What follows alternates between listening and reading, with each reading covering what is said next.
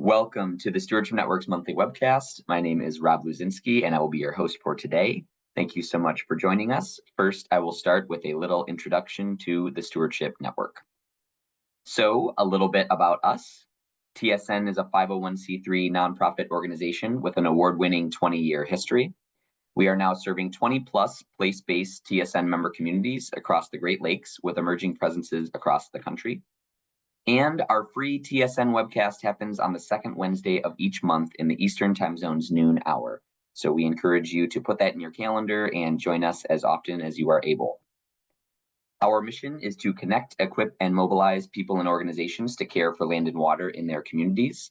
And I would now like to go through the various aspects of our mission with you in more detail. So we connect the specialized knowledge we've collected from and for TSN member communities, and we share it as widely as possible throughout our network. We equip, we remove hurdles for TSN member communities so they can pour thousands of annual work hours into their ecosystems. And we mobilize. Through our TSN member communities, we make collaborative ecological stewardship accessible to all. Now, this time of year, we have, our season has cadences, and you may remember from past webcasts that our conference is a really big aspect of the connect portion of our mission. But I would now like to turn our attention to mobilize because it is encroaching on field season. I know some folks maybe in the Upper Peninsula and similar areas are still a bit away from, getting out into the field. But we are really excited for this season, and in no small part because we have our annual spring challenge that is kicking off officially today. So I am so happy to announce that the Spring Challenge 2025 has officially begun, and you can expect the challenge to go from April 9th of this year to June 30th of this year. And the slogan is "Do More Together." So I'm going to talk a little bit more about the challenge, how you can get involved, a little bit of the history of the challenge, and we really hope that we can make this year the best year yet. So first, a little bit of background. So throughout the years for the Spring Challenge, it was built to increase the impact and awareness of collaborative stewardship activities since 2008. And some of you longtime supporters may remember that it was the Garlic Mustard Challenge at one point, then it was changed to the Spring Invasive Species Challenge, and now we wanted a name that would encapsulate all of the different stewardship work that's happening, whether it's pulling of invasive species, whether it's collecting trash, whether it's planting of native plants, all of the above. And so all this work is happening, and the challenge asks us to unite and do more together, whatever our role is in stewardship. We want to remind you that it all counts. So if you are a volunteer, that's wonderful. Please be sure to report your volunteer hours. But we also encourage professional stewards to submit your hours as well. Hours spent conducting stewardship in one of the many categories that we have. Not travel or admin, but we have, again, various categories that we will go into that we highly encourage you to submit your hours for. Now, talking a little bit about the value to our participants. So some groups find that it helps with their own data management, and some use the big group number, the cumulative number that we have at the end of the Spring Challenge, to command attention, to say, hey, we are a part of this larger stewardship movement, and we contributed to this amazing number that we all were a part of. Some individuals will find inspiration in the spirit of it all, and some say it's how they got to know participant groups where they live. So if you're an individual steward, you can be submitting on your own behalf. And you might just be really excited about the fact that you are not alone in this stewardship. Even if you went out on your own, in your own property and submitted hours, there are other people in your area, certainly, that are doing the same thing. And in some cases, the Spring Challenge can be an opportunity for folks to connect with other stewards in their area. And also some enjoy being celebrated on TSN social channels, and we absolutely love that. It is one of our favorite parts. We encourage you to submit your photos and stories with us. And here are just some examples of the amazing content that we have been that we have received from participants in the Spring Challenge. And you see all kinds of different activities represented there. And we really encourage you to share your photos and stories with us because it adds that human element to the stewardship story. It's not just about the numbers. And we have to shout out that these are actually all just from one TSN member community. So shout out to the Lake St. Clair SISMA for how active you were in all of your submissions this year. So, and this is just a portion of what we received. So we really encourage everybody to be a part of that, and we are more than happy to share your amazing stories and photos with our larger network. So we set a pretty high bar in 2024. We had over 58,000 total hours of stewardship reported, and that is a new record for us. You see the number right there on the screen. We had over 13,000 total participants, which was an amazing accomplishment in and of itself. And that represents nearly 2 million in work hour value poured into our local ecosystems. So if you were to try to account for that monetarily, all of those stewardship hours that were documented throughout the challenge, we are pouring nearly 2 million hours into our local native ecosystems. That is absolutely incredible. So we are really excited to try our best to beat the numbers from last year, and we can do that with your help. So now I'd like to talk about how you can get involved in the Spring Challenge. So you can visit our website at stewardshipnetwork.org/spring. And we encourage you to to report early and often with our easy online form, again, at that link. The more often and early that you submit, the more likely you will be to win one of our boosts, which I will talk about in a moment. But a reminder that hours are the primary metric. So regardless of the category that you submit, hours is the primary metric that we will be collecting. And then in some cases, there are additional metrics that we will collect depending on what activity and category you choose to participate in. We will shout out your rolling do more achievements and honor those that do the most in the end. So the more, again, submitting early and often, that will allow us to have a continuous stream of content and stories to share with our network. So please do, I know procrastinating, it's a thing that we all do, but please do try to report your hours as you do them. That will really help us out with telling the story. And also there is a little bit of a incentive for you as well. So the reporting form accepts multiple categories, in one entry. So if you are doing a trash cleanup as well as invasive species pulling, as well as monitoring, you can report all of those at once if you would like using the online form. You can also directly upload your own files and formats if desired. So if you're already tracking your hours and different metrics within a spreadsheet, rather than copy and pasting those numbers into the form, you can actually just upload your own spreadsheet, which hopefully will make it easier for you. And as I was just mentioning a moment ago, the TSN Spring Challenge boosts have made a splash, both in 2023 and 2024. So they are back in 2025. And that is another big reason for you to report early and often, because every time you submit, you will have an opportunity to win one of those boosts. And the more often you submit and the more times you submit, that will give you just a better chance to win. So I would like to now highlight some of the amazing prizes that we have. And I have to say, this would not be possible without the extremely generous donations from all of our participating organizations that contribute to our prize pantry. So you'll see here we have a lot of great stuff from REI, some of this stuff in the middle here. We also have some wonderful Hex Armor gloves, top left, that are some really sturdy and great for work days. We also have a Zingerman's gift card that you can win that's in the bottom left. And top right, we have a very generous tool of your choice offer from Rogue Hoe, which is an awesome organization that repurposes, use recycled materials to create tools, stewardship tools for all of your needs. And we also have Evan Larson's most recent book that we have there in the bottom right-hand corner, and much more. So we encourage you to visit stewardshipnetwork.org/spring, and you can learn more about all of the aspects of the program, the history, as well as looking more into the boosts that are available to you. And you can go ahead and get out there and start participating because the form is now open. Reporting form opens today. So once again, stewardshipnetwork.org/spring, and this will go from today, April 9th, until June 30th. And we ask you to come with us to do more together. So thank you all very much, and we hope to see you out there in the field, and we hope to have you as a part of this wonderful initiative, a cherished annual tradition for us here at the Stewardship Network. Now, without further ado, I'd like to move on to our presentation for today. So we are so pleased to have Ava Goodale, who is the Associate Director of the Center for Service and Global Citizenship at Deerfield Academy.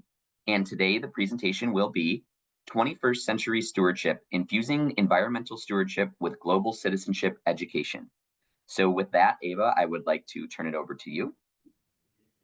Wonderful. Thank you so much. Thank you all for welcoming me and giving me this opportunity to join your network, if only even for just today. I think some of the themes that will come out of today's presentation connect to the introduction Rob just gave, both in terms of the mission, but also the spring challenge. So I think this is, the timing looks like it's working very well, where we'll have some related themes in today's discussion. So I'm joining you all from Massachusetts, where we just had what is hopefully our last little snow squall yesterday.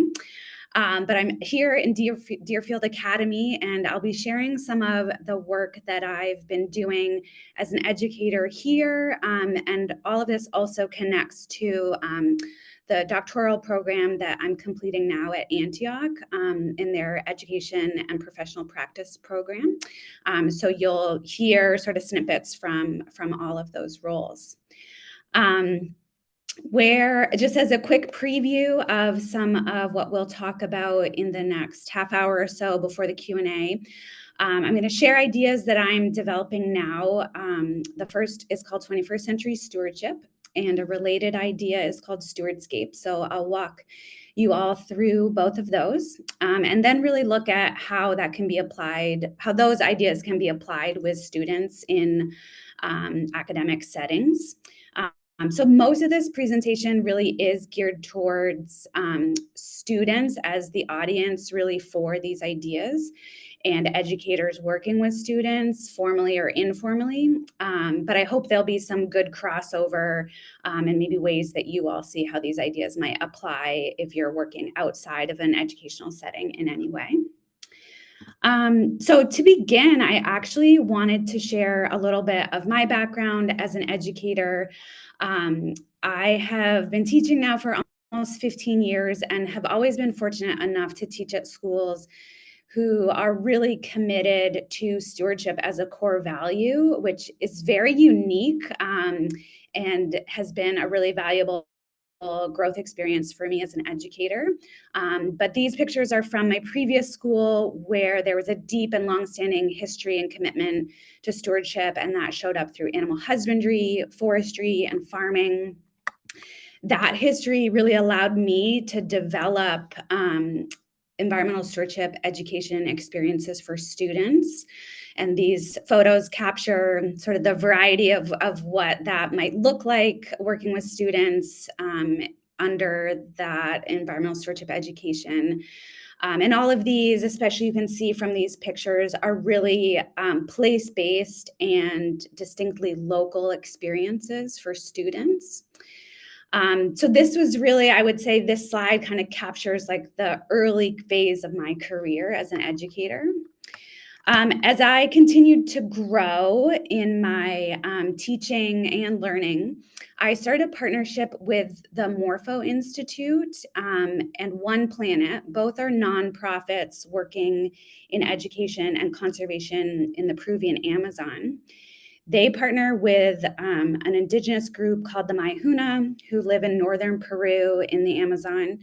And we were able to design first a professional development experience for teachers, and then later that spun off to some student opportunities to also go to Peru. But here in sort of my own development was really this chance to draw my locally focused curriculum out on the global stage and start really encountering some of those global issues in a way that was deeply contextualized and, you know, sort of at the heart and soul of the Maihuna's livelihoods in the Amazon. So this this kind of interaction between my deeply local curriculum and then now this really rich global experience led me to these two questions, which are still questions that I'm working my way through. But I'll share these now as sort of the entry point to this presentation. The first question: how does stewardship as a local concept align with the growing interconnectedness of the planet and the globe today? So really thinking of, that strip of black and white pictures, which are from probably the 40s or the 50s. That model may have worked really well in the 20th century, but really now what has changed, and does the model still fit? Is there anything that we can do differently? And that's where the second question comes in. How might the ways I've traditionally taught environmental stewardship be recast or rethought to reflect those changes and the unique challenges of the 21st century? So these two questions are really, I would say, at the core of where I am in my growth as a teacher, and are also the core of my dissertation work with Antioch. So to start to answer those questions, and really actually, instead of coming up with a definitive answer, it is really just kind of exploring in those spaces that those questions bring up. So as a starting point, I wanted to share a set of challenges related to environmental stewardship education. These challenges come from the literature, and they are generalizations. So you all may find that these do not fit your context, and especially just the introduction that we just heard about the Stewardship Network. These may not apply specifically to this group of people, but these are challenges that are often associated with environmental stewardship. But of course, they are open for debate. But I'm going to cruise through these actually pretty quickly for the sake of time. So environmental stewardship education is often associated with a human-centered interaction with the natural world that perhaps is more focused on mastery or dominion over nature. And with that is kind of a suggestion about human exceptionalism, commodification of nature, a utilitarian value system, often synonymous with resource management alone. And then there are all these really interesting bifurcations. So wilderness and civilization, rural and urban, wild and domestic, nature and culture, and then Western and non-Western. And here it may be that in a lot of places with environmental stewardship education, we're emphasizing Western perspectives and undervaluing non-Western knowledge systems. And then also, I think a larger theme is really thinking about those social dimensions of environmental issues, which are often underemphasized in environmental stewardship education. And then I think the maybe two that I'll throw in here too is, again, that environmental stewardship education really playing out on a local level, and more of a focus on individuals over that collective effort. And then the last piece that will come into play a little bit further in the presentation is this diagram on the left, where the local scale is nested within the global, and the relationship is again seen as a dichotomy, where the local is in a hierarchical system to the global. And this works in a lot of settings, but for students, the local is really tangible, actionable. It's something they can step into, wrap their arms around. It's concrete and tangible. But as soon as they take that step into then thinking of global or global issues, there's a disconnect that happens where now suddenly there's this elusiveness. Things become vague, they become disconnected, hard to relate to, hard to live in. The entry points aren't as clear. You can't quite grab a hold of it in the same way. So something is lost for students in that step from local to global, and it can be disempowering, overwhelming, where they can just sort of throw their hands up in that moment. So there's something here, and this we'll get back to the interaction between that local and global. And this again is really thinking of a student perspective. So for me as an educator, recognizing these challenges, I could just turn away, like, okay, I'm going to do something different than environmental stewardship education. But I, like probably so many of you, also know the incredible opportunities that come from students connecting to their place through stewardship activities. And that is something I didn't want to lose. So I didn't want to lose that really rich connection to place where students come to know an area so intimately that it is actually a part of their identity and inspires that action-oriented role. So the question here was, how do we overcome these challenges while holding on to those opportunities? And to start to think about that, or to make progress in that area, I drew upon global citizenship education, really to counteract or add some ballast to those challenges. So to bring in the social dimensions, to value the diversity of knowledge systems, to help students develop competencies around navigating across cultures, and to navigate across scales, build some skills around how you do that without it becoming so disempowering and overwhelming. And then another big thing coming out of global citizenship education is sort of the socio-emotional piece involved in valuing diversity and difference, and that is around empathy. So really building those skills to be able to empathize with other people, that would allow students to know their worldview in the context of other worldviews, and to know their place in the context of other places. So global citizenship education has really been a thread in my development as an educator that I have been able to merge with environmental stewardship education.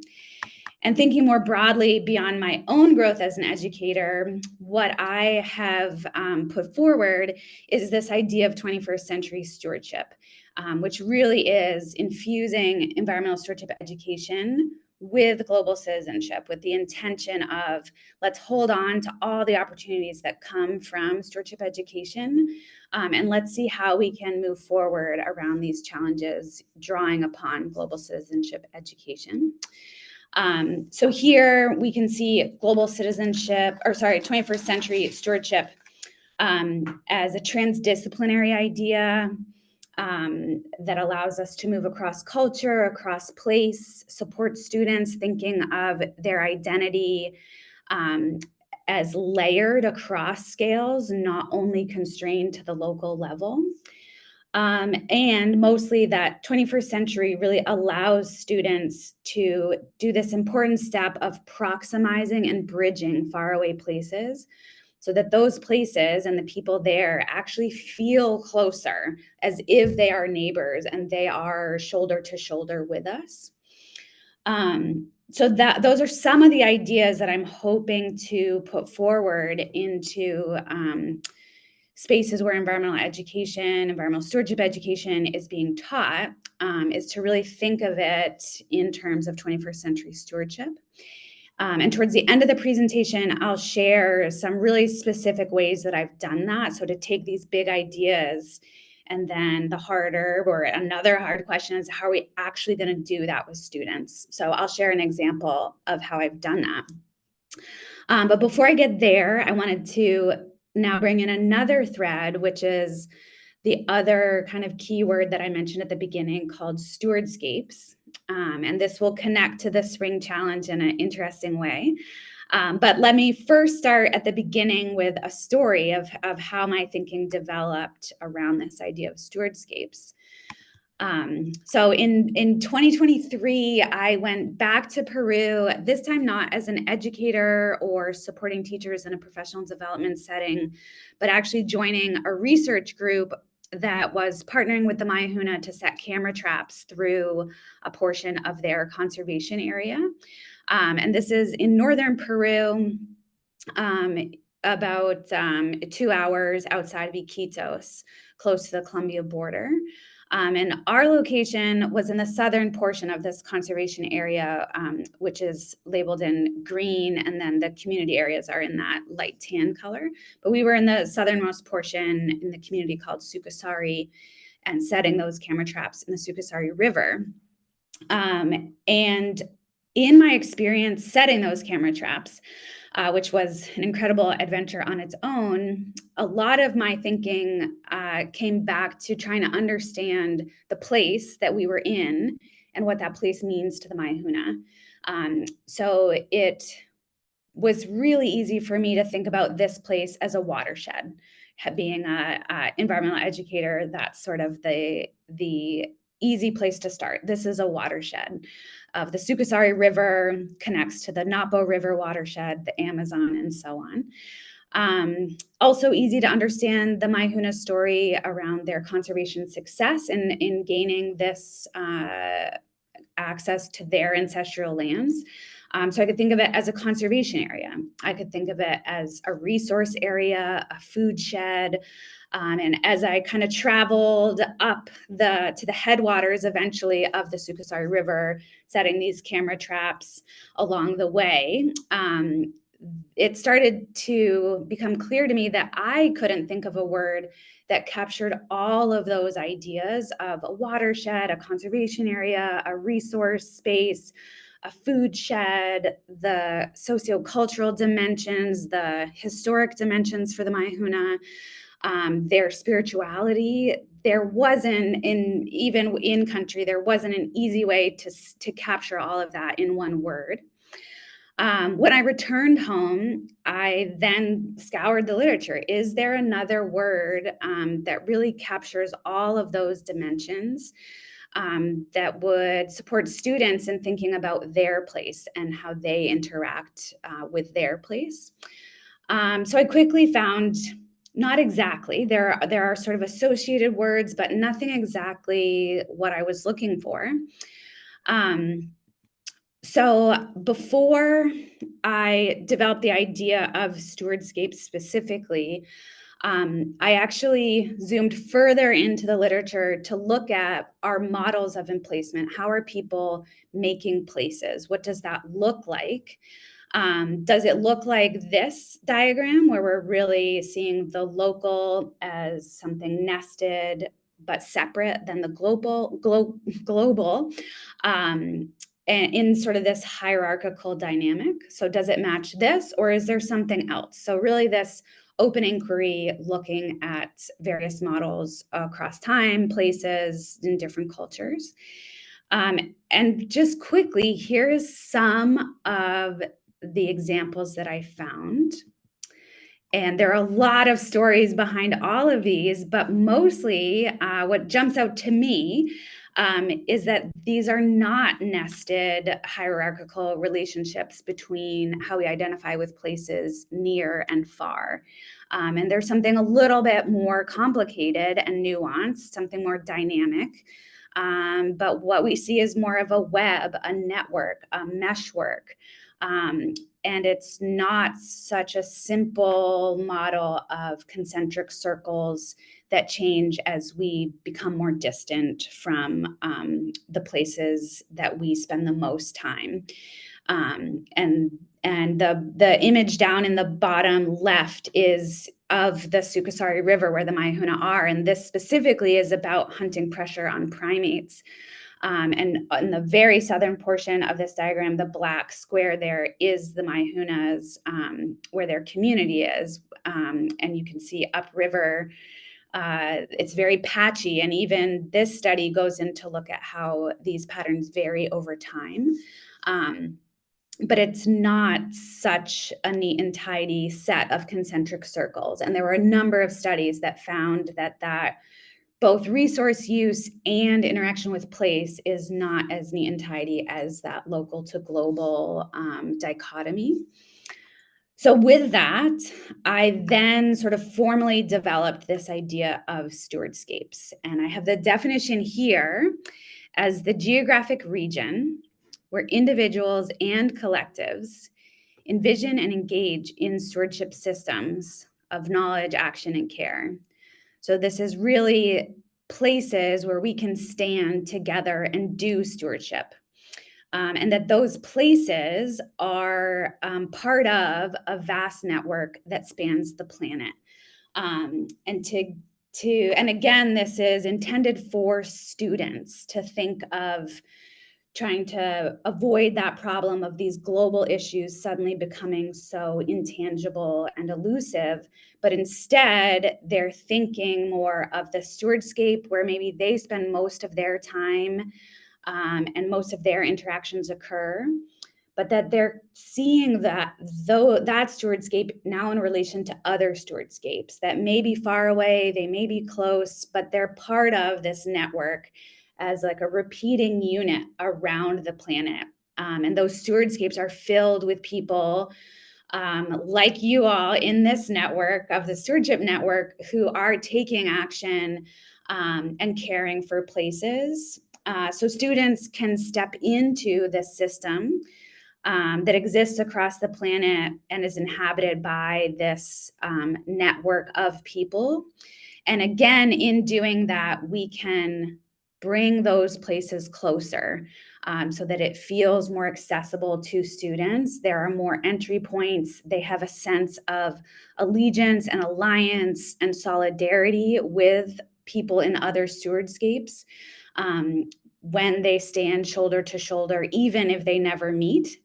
And that really provides a sense of shared endeavor, a global compact that is empowering for students to think of that, how their participation relates to others' participation.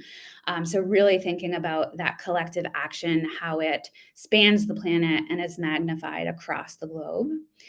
And I'll pause to mention here the previous mention of 21st Century Stewardship is published now in the Journal of Environmental Education, but this idea of stewardscapes is now an unpublished manuscript. So just wanted to add that it's not yet in the literature, but that is one of my goals in my doctoral program. And then with stewardscapes, the next piece that I think is important is basically at this point, I'm saying that nested hierarchy between the local and global, maybe there's a different model, and wanting to offer what might that alternative model look like visually. So another project that I'm developing now is looking now at other visual patterns that offer really rich metaphors for how we could imagine how stewardscapes are spatially arranged across the planet. And for the sake of time, I'm going to cruise through this really fast, but this image is looking at 4 different visual patterns. So there's one from architecture, basket weaving, artwork, painting, another one from architecture. And the patterns that emerge are reciprocal. So in this case, this is the framing structure, a reciprocal framing structure of the roof of a hogan, which is a Navajo structure. And this perfectly encapsulates the metaphor and the literal intention around reciprocity, where each individual subcomponent, each small piece of this roof meets at its midpoint, and that distributes the workload or the force of that whole structure. So each small part actually can do more than if it was just built of larger components. The basket really brings in this weaving pattern of imbrication, which is similar to shingles or how river stones are often overlaid upon each other.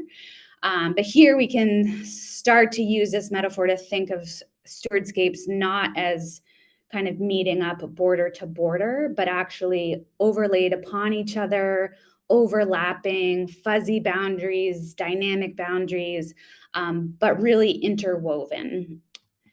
Next, this image is showing a mosaic pattern. This is Aboriginal artwork with a repeating series of dots and dashes that all together add up to tell a really rich story in the case of this specific painting and this style of artwork. but we see that mosaic structure. And this last one is an idea called La Resolana, which comes from the American Southwest and Mexico, looking at how adobe structures capture sunlight, and that sunlight draws community members in and actually builds community coherence. So my hope with bringing these visual patterns together and the metaphors that they carry is to think about, what do stewardscapes look like across the planet if they're not exactly that local to global split? So merging these images or visuals together, this is sort of an iteration of what stewardscapes how we might envision them across the planet. So each rectangle connected to the other, interwoven from north to south, east to west, meeting at their midpoints in this reciprocal way, and this mosaic repeating pattern where dots and dashes are adding up to something more than their individual components. So this is some of the thinking behind stewardscapes, but really the goal is to give students something that they can step into, whether that is right out their back door or if they're doing sort of that bridging and proximizing to places far away. And I'll end. This is a quick excerpt that hopefully kind of captures all of that in a shorter way. So I'll just share this excerpt. Like droplet to watershed, note to melody, and organ to body, the coherent and dynamic interdependence of stewardscapes offers students an accessible, storied world that is collectively orated and co-performed by 21st century stewards. So I'll transition at this point. We're doing well on time, but I will go through this a little quicker than I had planned. But this last section really looks at, how do we apply these ideas with students? What does it actually look like? And this is a picture of actually being able to do that with students in Peru as an example. So this would be one way to do it with students, is to go on one of these short-term travel experiences where they're really interacting in another place, another stewardscape. So that's us going somewhere far. Another example, this June, we are at Deerfield Academy hosting a paddle trip where we will go from the headwaters to the Long Island Sound of the Connecticut River. And that's an exploration of our local stewardscape. And then we'll draw out to think of the connections to other stewardscapes. Both of these examples are really interesting from a research perspective.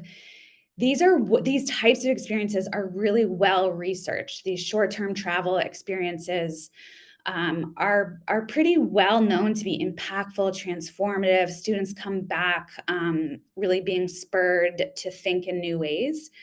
So for me, I think a more interesting question for me personally to think about is, how could we do that type of transformation without leaving the classroom, within the structure of the academic day, the academic year, in a way that's accessible to all students who may not be able to travel, or even the students who can, they probably aren't going to do it that often. So how could we do this in a more accessible way? And to answer that, I developed a series of learning modules based around the Maihuna's conservation success story, which really centers on how the Maihuna are stewarding their ancestral lands. These learning materials were made in partnership with the Morpho Institute, One Planet, the Maihuna, and come out of my direct experience in partnership in community with the Maihuna. As a quick snapshot of what these look like, each module is constructed of vignettes that read as almost like short stories, where the reader is stepping into place in Peru with the Maihuna. So they kind of are invited to step into what it's like to be there, and they can sort of transpose themselves into that place. those vignettes or short stories are broken up by a variety of different features. So it could be something multimedia.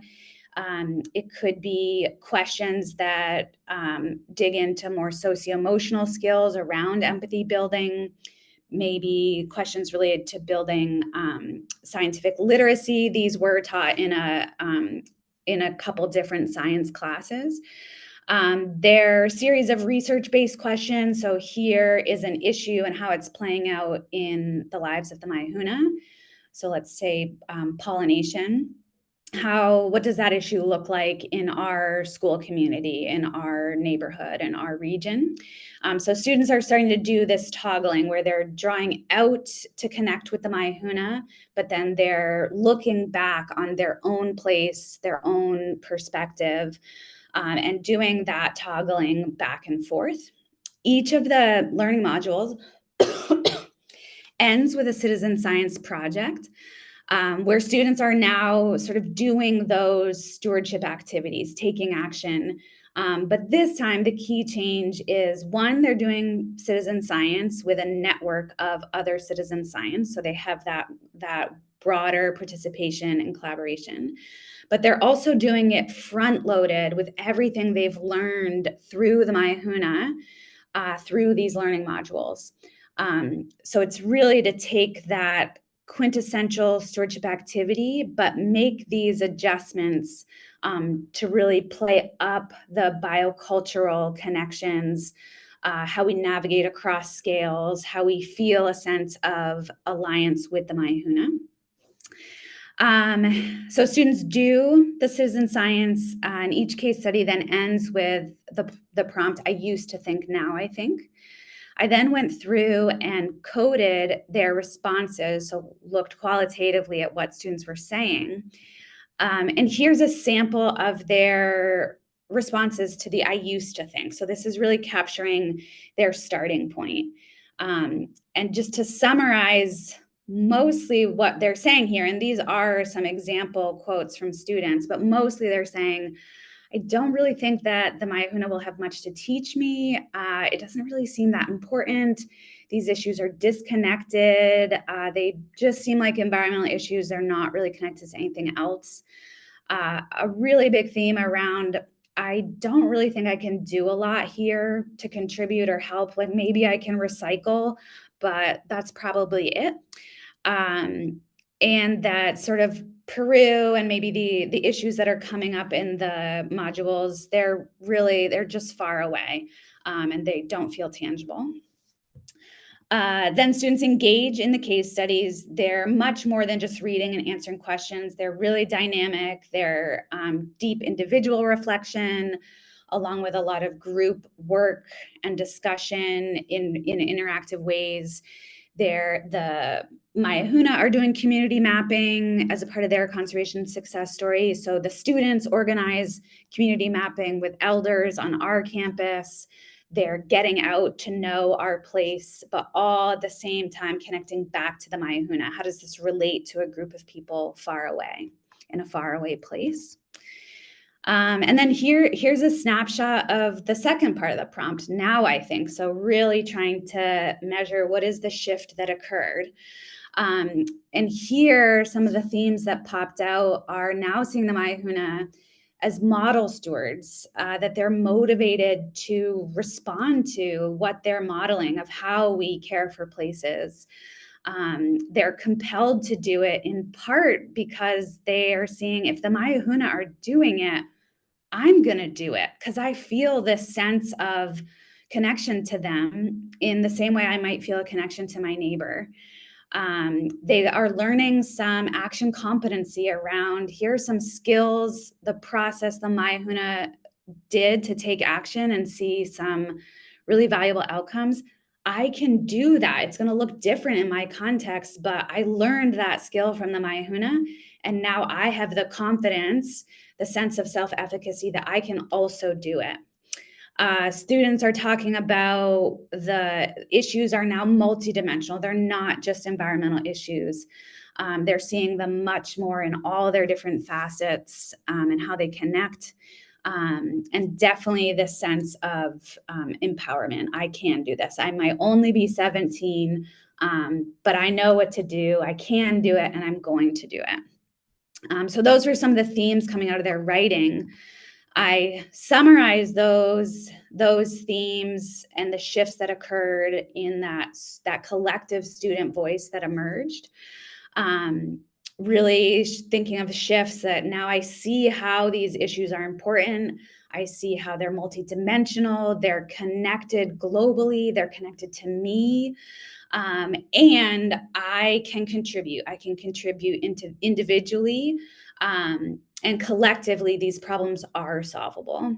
And all of that really connects to learning outcomes related to stewardship and citizenship around environmental sensitivity, ownership, empowerment across domains. From it's not just cognitive, but it's also affective and behavioral. And all of that together really shows this is what 21st century stewardship looks like, and an example of how students got there. And we can look also now at maybe some of the key elements that got students there. And I can look back to, these images that capture my starting point as an educator. And actually, I think if you all came and visited and worked with my students, we would probably come up with really similar pictures. But what's different now, and is harder to capture in a single image, is that we've done more work around action competency, the skills to actually steward, and that those skills are coming out of curriculum that's based in relationships. And to form those relationships near and far, that takes empathy, socio-emotional skills that are often underemphasized in science education. Students are able to make their own stories, share their own stories, have facts and knowledge, that cognitive understanding really nested in stories that mean something to them and mean something to other people. And students are able to think about, to connect to multiple knowledge systems. There's not just one lens, but there are several. And all together, the hope is that that's giving students this sense of belonging and shared endeavor that is present when they think about 21st century stewardship, that they're part of a network of 21st century stewards that are present and inhabiting these stewardscapes that are arranged across the planet. And finally, we're doing well on time. I want to thank you. Looking forward to your questions, how these ideas fit in your context, or imagining how they might sit with young people. And finally, I do want to offer some of the resources that I mentioned. The learning modules are available for free on the Morpho Institute's website, and you can use these QR codes to get there. And I have the title of the paper that I mentioned, where 21st Century Stewardship, the idea is published, and also the study involving the qualitative work around student learning outcomes. So I want to make sure you all have those resources if they are useful to you in any way.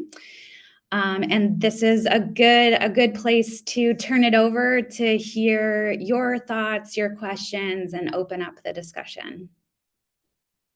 Thank you so much. What a wonderful presentation. So intriguing. And as you said, kind of a great, we tried to do this, in terms of thematically planning out our webcast guests, but it definitely makes a lot of sense in terms of Spring Challenge and how it connects to the ideas that you're presenting today. So thank you so much.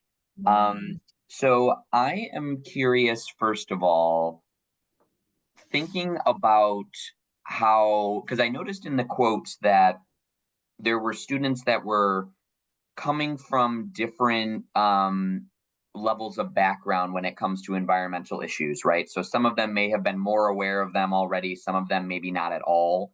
And I think that for young people, it can be a very formative time in their lives. And there's a lot of opportunity, but also a lot of challenge in terms of presenting some of these big ideas. And helping them not feel overwhelmed, or how much do you challenge their existing worldview versus building upon it? So I was just curious. It's kind of a big question, so forgive me, but how do you navigate the challenges that inherently come up with students potentially questioning their previous conceptions of the environment or their relationship to it? How do you help them navigate those challenging kind of questioning times?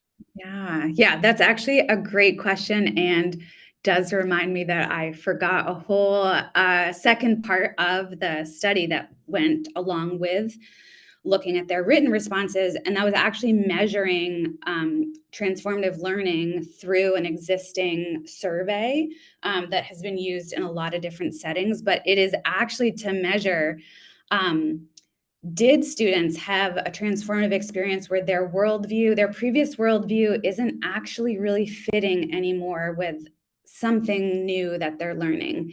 And they have to go through this really disorienting process of figuring out what doesn't fit, why doesn't it fit, is there an adjustment here to expand my worldview to fit this new knowledge?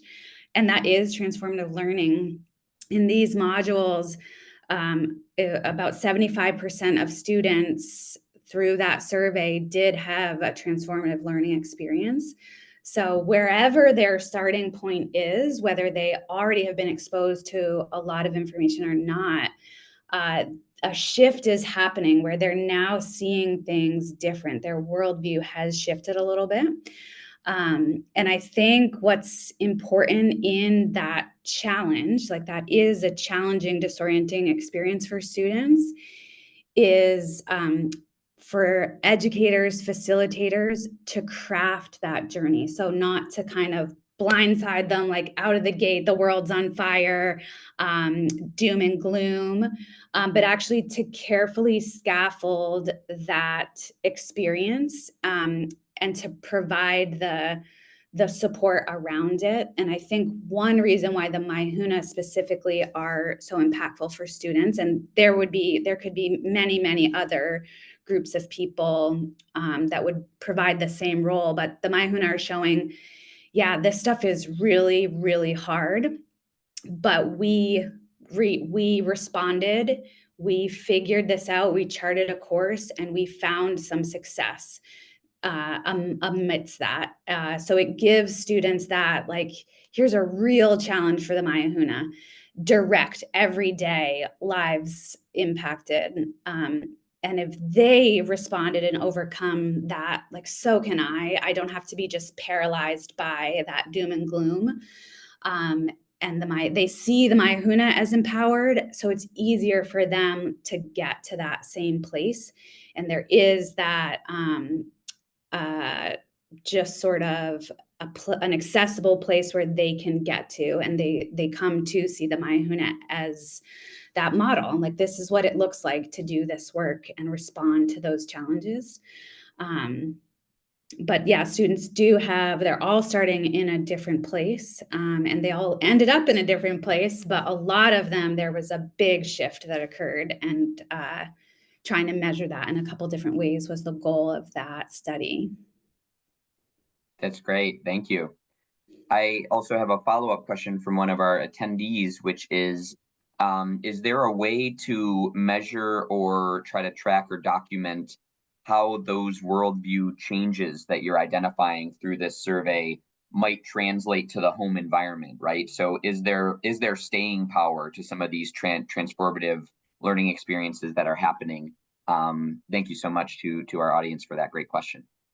Yeah, it is a great question, and is probably one of the persistent questions in this niche of research. Are these changes durable? Are they going to last? Are they going to forget about these case studies however many years or days later? And a lot of studies that are similar to this one are trying to do more longitudinal work, and maybe asking specific questions related to their sense of self-efficacy or empowerment in a school setting, in a home setting, in a professional setting, to see if it's transferable, where they may sort of take on a different role at school versus at home. So is it transferable, and is it also durable? And those studies are difficult because it's hard to, these students are in college now. So it's hard to keep track of those students, but there are studies that try to do that. And one of the through lines is certainly the more emotive the experience, where it really is, there's an emotional response and resonance, the more likely it is to be durable and transferable. And then also, probably pretty intuitive, just the frequency and duration of these types of experiences are really important. So if this was the only exposure they had to this type of thinking, maybe it's not going to last. But if this is a part of a lot of experience, so there's the frequency and then they're long lasting, the likelihood that those behaviors will really become more sticky is higher.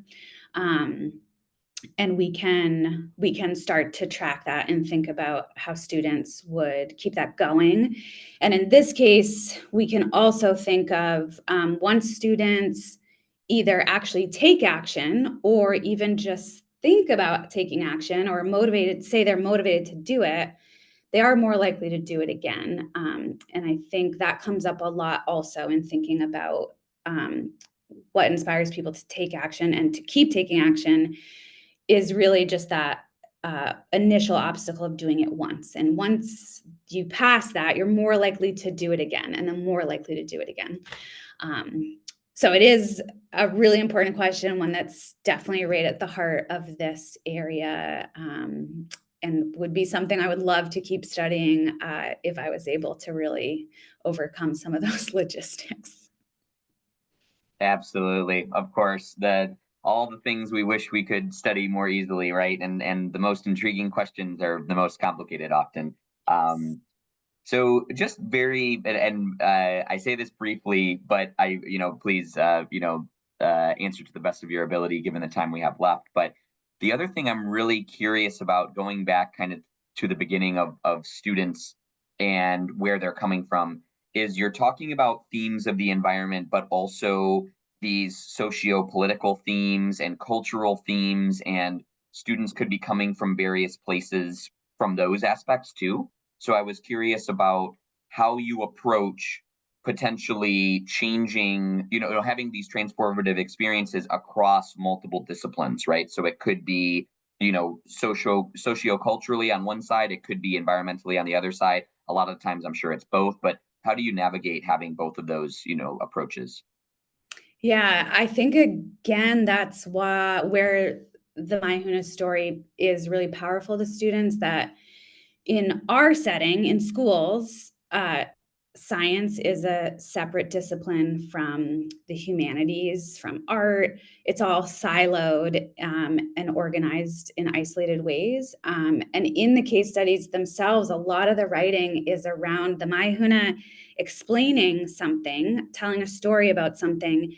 And that story is just an interweaving of all these really rich disciplines. So it's going from like their cosmology to what we would consider kind of natural history of a species, but it's all wrapped into one in a way that you actually can't unwrap it. Like, it is biocultural. And in the writing, it's sort of imagining a student there, where the student saying, sort of reflecting, that's different. In my day, I go to science class, and then I go to art class, and then I go to history. So it is really, it's not even to say that you should shift your thinking to what the Maihuna or how the Maihuna are thinking that. It's just saying there is another way. There are other worldviews. There are other ways to see these issues and how they connect in other cultures. And then students are going to wrestle with that in the way that they wrestle with that, based on their own previous experiences, how they view those disciplines, their connection to that. But it's really just that exposure of, there is diversity in how we connect to places, and let's learn about that from someone else. Let's step into their story for a moment and then step back into our own to see, are we thinking about it any differently now? Maybe yes, maybe no. But there is that moment to step into something that is really different, and then to step back. And they're never actually asked to fix anything for the Maihuna and save the rainforest. None of that occurs. It's all coming back to their own point of view and perspective. Well, thank you so very much. I really appreciate it. We could keep going and with more questions, but for now, I would like to go ahead and share our final slides here. So thank you everybody for attending and for these last few minutes that you are sharing with us. So first of all, I encourage you to become a regular to the Stewardship Network monthly webcast, the second Wednesday of the month in the Eastern Time Zone's noon hour. And you can visit stewardshipnetwork.org/webcast to do that. So we would like to talk about a few that we have coming up here. So May 2025, we have The Armadillos Are Moving, but Carners Are Trapped, Neonatives, Managed Relocation, and What to Do About Wildlife Climate Refugees. That's with Chris Hoving with the Michigan Department of Natural Resources. And then we have in June 2025, we have From Litterbox to Land Conservation at Big Rock Valley with Jared Reibel with the Edward Lowe Foundation. And then in July of 2025, we have Change on the North Coast, Indigenous Partnership and Public Lands with Victor M. Bajelovchek and Shalana De Silva with California State Parks. So we're so excited for those. And then once again, reminder, Spring Challenge is officially open now, stewardshipnetwork.org/spring. So you can go ahead and report your hours immediately. You can get your data in and promptly get that first crack at those boosts. And we love to hear about your stories and photos, so please keep those coming throughout the challenge. We're so excited to see all of the great work that you're doing. And you can check out the website for easy ways to help us spread the word, promotional materials, and all of the above. So with that, thank you all so much for being here today. We really appreciate you, and we hope to see you next month. Thank you.